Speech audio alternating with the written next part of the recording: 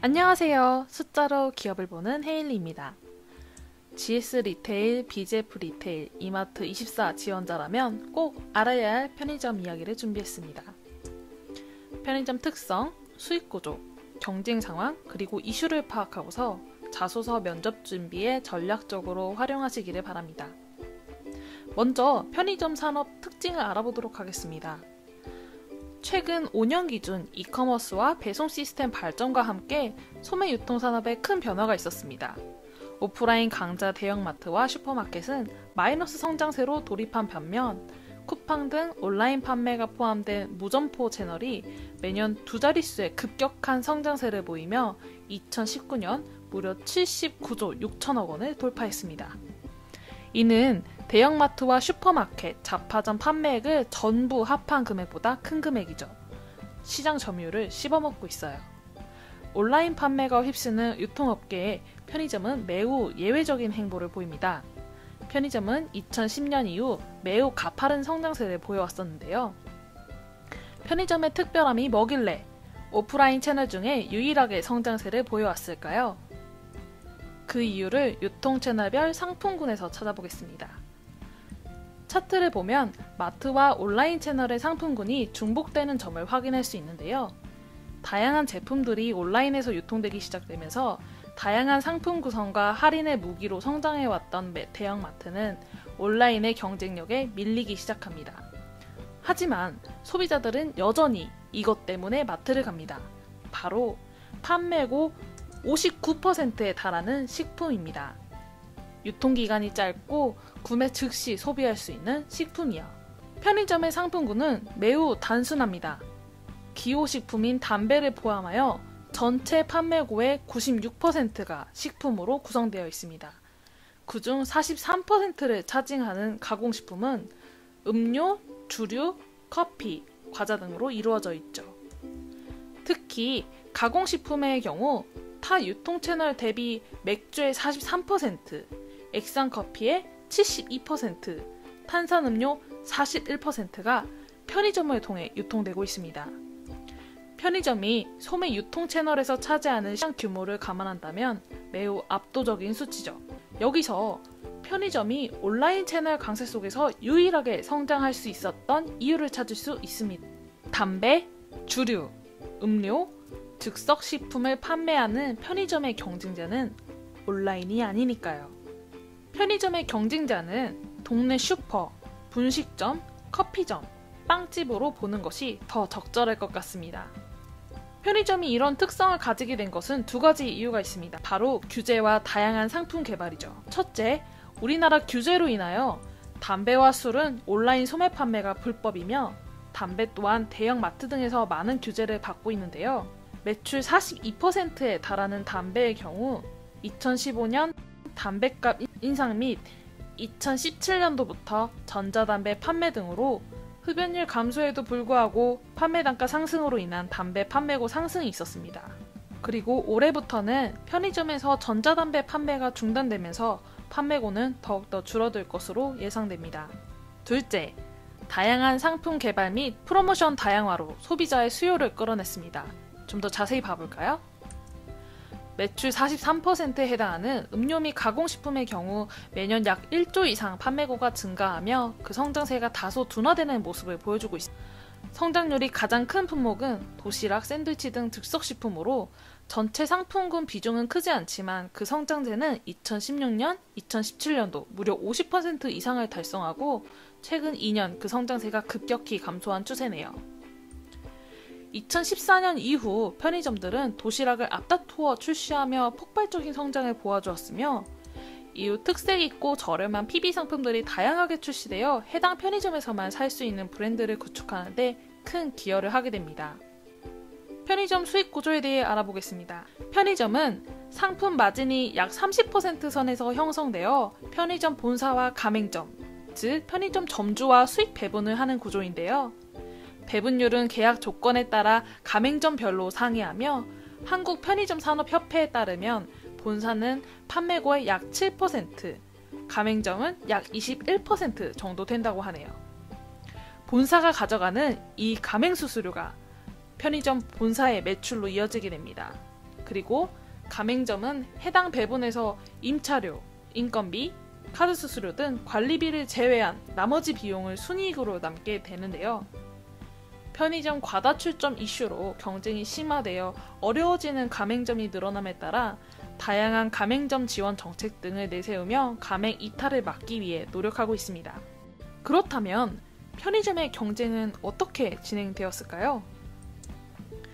국내 편의점의 폭발적인 성장은 GS 리테일의 GS25, BGF 리테일의 CU, 롯데 계열의 세븐일레븐, 3사의 주도로 이루어져 왔습니다. 3사의 공격적인 점포 확대 전략으로 2014년 기존 2만 6천여 개의 국내 편의점 개수는 2018년도 3만 8천여 점으로 4년 만에 60% 넘는 신규 점포가 생긴 거죠. 거기에 이마트24의 가맹수수료 프리 정책 공격적인 출점에 3강 체제가 무너지고 맙니다. 2019년도 기준으로 시장 점유율 및 매출 기준 1위는 GS 리테일, 2위는 BGF 리테일, 3위는 시장 점유율이 감소한 세븐일레븐, 4위는 후발주자로 높은 성장률을 보여주고 있는 이마트24입니다. 여기서 2016년을 주목해주세요. 한 개 점포당 본사 매출에 기여하는 금액을 산정해 보았을 때 2016년 정점을 찍고 이후부터 이마트24를 제외한 3사의 금액이 감소하는 것을 볼 수 있는데요. 저는 이 시점을 적정 점포수 선으로 보고 있습니다. 편의점 회사와 가맹점 주의 이익의 밸런스가 가장 좋았던 시점이라고 해석하는데요. 이후에 과도한 신규 출점은 경쟁사 간의 과도한 경쟁 및 가맹점주의 수익성 악화를 불러올 수 있습니다. 그렇다면 GS 리테일, BGF 리테일, 세븐일레븐 고객은 누구라고 생각하시나요? 제품을 소비하는 소비자와 놓쳐서는 안 되는 가맹점주가 있습니다. 회사의 이익을 극대화하기 위해서는 소비자와 가맹점주를 잡아야 하는데요. 두 고객을 잡기 위해서 편의점 회사들은 어떤 전략을 펴고 있는지 살펴볼까요? 먼저 소비 금액을 늘리기 위하여 편의점사들은 그동안 다양한 상품 개발에 힘써왔습니다. 하지만 각 품목별 성장률이 둔화되면서 그 소비의 한계가 보이고 있는데요. 이를 극복하기 위하여 신규 서비스를 지속적으로 발굴하고 있습니다. 최근에는 세탁 서비스, 요기요어 등과 같은 배달 업체와의 협업, 그리고 라스트 오더 등 할인 서비스까지요. 생활 서비스를 적극 도입하면서 소비자의 발걸음을 유도하고 있습니다. 다음은 가맹점을 잡기 위한 전략입니다. 보통 가맹 계약은 5년 기준으로 체결을 하게 됩니다.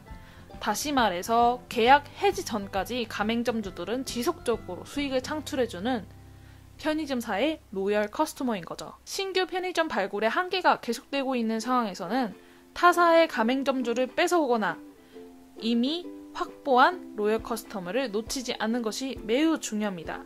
어찌 보면 당연한 말이겠지만 가맹점주의 수익 극대화입니다. 가장 즉각적이고 효과적인 방법은 가맹 수수료를 인하로 뽑을 수 있는데요. 이마트24의 경우 고정된 가맹 수수료 대신 매월 고정 회비를 내는 방식으로 공격적인 출점을 할 수 있었죠. 3사도 가맹 수수료율을 인하하는 추세에 있으며 이외에 전기료, 장려금 등 지원금 확대를 통해 가맹점주 이탈 방지를 위해 애쓰고 있습니다.